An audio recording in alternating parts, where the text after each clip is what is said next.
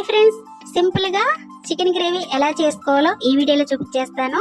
టమాటా రసం తోటి లేకపోతే పప్పుచారు తోటి కూడా చాలా బాగుంటుందండి కాంబినేషను.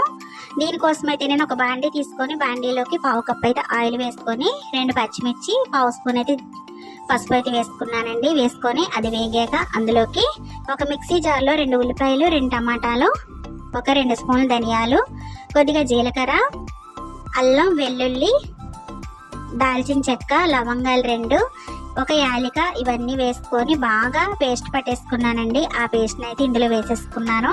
అదంతా కూడా బాగా వేగిపోయి మనకి ఆయిల్ అంతా కూడా పైకి వచ్చేసింది చూసారా, అలా వచ్చేలాగైతే వేయించుకోవాలండి.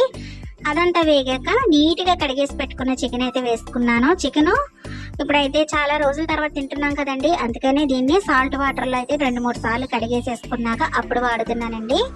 ఇలా వేసేసుకొని దానిపైన మూత పెట్టేసేసుకుని అయితే ఒక 10 నిమిషాలు బాగా మగ్గిపోనివ్వాలండి. వీడియోలో చూపిస్తున్నట్టుగా ఇలా మగ్గిపోవాలి. ఇలా మగ్గాక ఇందులోకి మనం తినేంత కారం అయితే వేసుకుంటున్నానండి. ఆ కారం వేసుకొని బాగా కలిపేసుకోవాలి. టేస్ట్ అయితే చాలా బాగుంటుందండి, సింపుల్గా చేసేసుకోవచ్చు. ఇలా అంతా కలిపేసేసుకున్నాక దీనిపైన ఒక 5 నిమిషాలు మూత పెట్టేసుకుంటానండి. మూత పెట్టేసుకుంటే మనకి ఆయిల్ అంతా కూడా బయటకు రిలీజ్ చేస్తుంది అనమాట.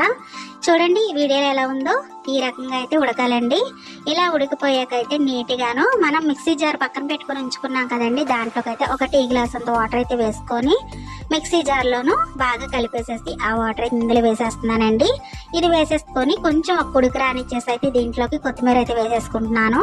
ఇది వేసేసుకున్నాక బాగా ఆయిల్ అంతా కూడా పైకి వచ్చేంత వరకు అయితే ఉడికిపోనివ్వాలండి. ఇలా చేసుకోండి, టేస్ట్ అయితే చాలా బాగుంటుందండి.